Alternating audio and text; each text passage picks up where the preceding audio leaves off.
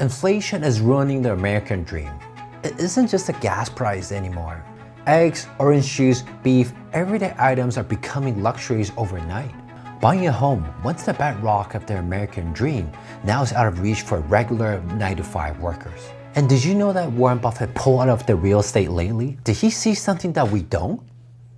Prices keep climbing, income stagnant, and the middle class is feeling the squeeze like never before. When food and everyday product become more expensive, when driving and owning a home become a financial burden, is the American dream still alive?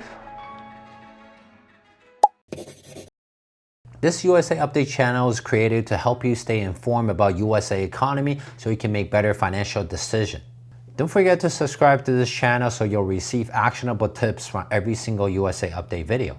This graph tracks a consumer price index, basically showing how expensive everyday life has become. Since 1984, costs have jumped more than 3 times. Your paycheck today buys a third of what your parents did. Inflation isn't a theory, it's hitting your wallet hard. Even egg prices are insane. Since 2020 alone, the price of the dozen eggs has almost tripled. Your omelet now costs 3 times as much.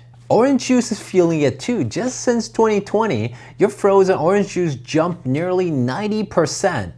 Ground beef? Same idea. Price up since 2020, almost a 40% jump.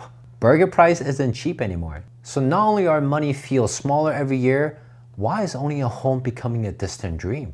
Buying a home in America right now, that's brutal. The recommended affordable house price to income ratio is usually around 4. This means your home price should ideally be no more than 4 times your annual household income. The price to income ratio just hit 7.3%, higher than that of 2008 when the housing bubble happened. That means owning a home takes twice as much as the recommended income level. And American dream just got harder. Now what about the income gap between the middle class and the rich? From 1947 to 1973, incomes are all level. Tops like the 95 percentile, median, and the bottom 20% grew at the same rate. The American dream was real. Everyone was getting richer together. Since the 80s, the rich kept getting richer, while the middle class income are barely moving. The top 1% pull away fast, while everyone else is stuck playing catch up. What about challenge faced by the younger generation? Student debt. Student debt is brutal.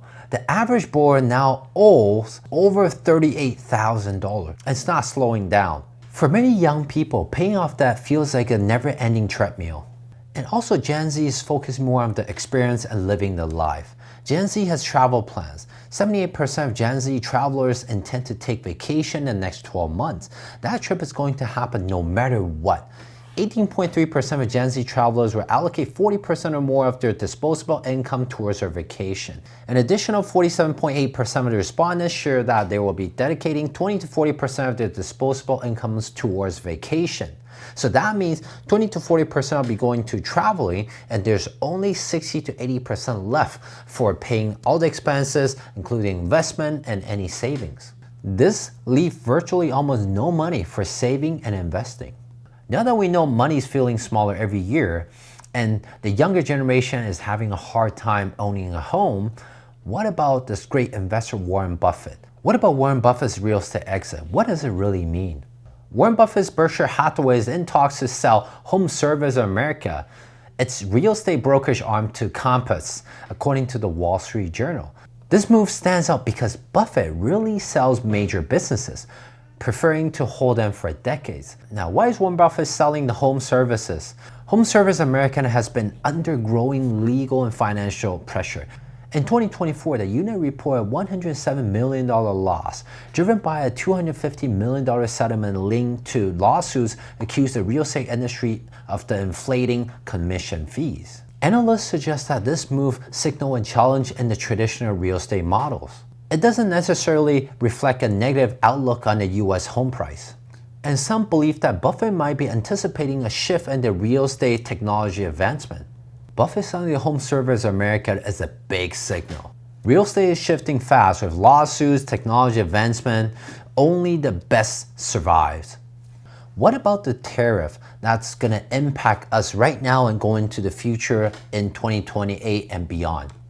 US inflation rate has peak in 2022 when the rate was at near zero after the COVID interest rate drop.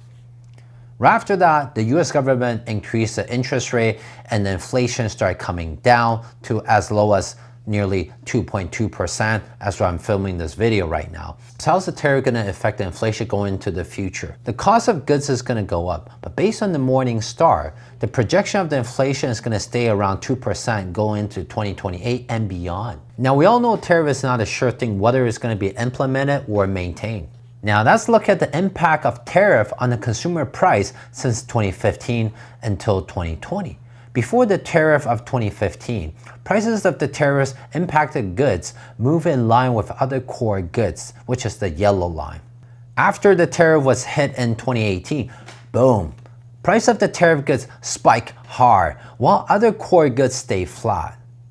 And in 2019 and beyond, tariff goods kept rising, showing a clear inflation caused by the tariff policy. And the big takeaway, tariff don't just impact big businesses, it actually make your cost of living going up.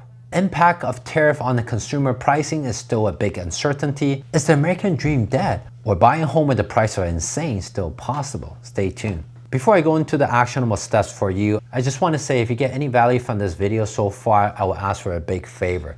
Please click the like button and subscribe. It's just 2 clicks, but it will greatly help out this channel. So if you think this channel is worth the 2 clicks, I'll really appreciate it. So here are some practical tips for middle class or younger generation to get into the housing market. First is to house hack. You can buy a duplex, a triplex. You can live in 1 unit, rent out the 2nd or the 3rd unit to help you reduce the monthly cost and help you save more money and have more money to invest for your future. Or also a co-owning with your friends and family has become a trend, so don't be shy to do that. Now, stop chasing a big state can also be a good solution. States like New York, California, and Washington can be very expensive. Major cities might be overpriced, but smaller cities or suburb around the major city still has some good deals. And also if you're a remote worker or a digital nomad, you can move to a state with no income tax. In terms of financing or mortgages, you can utilize the FHA. That will allow you to put down as low as 3.5% and help you get into the housing market as soon as possible. And also look into some first-time homebuyer grants. Those are free money. And if you're really keen, you can even negotiate with the seller in a very slow market to ask them to help you cover some of the mortgage costs. Or you can ask them to help you cover some closing costs, mortgage costs, or owner financing. Also in this volatile market, interest rate might not stay high forever. You can wait for a better deal where the real estate market would correct, you're always ready to take action. And also, how you can get into the housing market faster is to boost your income. A lot of people are getting into the side hustle, 2nd job, 3rd job to create more income. And also if you have a bad credit, make sure you work on your credit and pay down your debt on time to get your credit score above 700. So there you have it. Even though you feel your money is getting smaller and even Warren Buffett is thinking about exiting the real estate, but despite all those reasons, I share with you actionable steps to actually help you to still buy a home in 2025. So don't get discouraged and continue to take positive action. And if you want to learn more about the details of tariff, now you can go watch this video. And like I mentioned earlier, if you enjoyed today's video, don't forget to give me that 2 clicks. I would really greatly appreciate it. And I'll see you in the next video.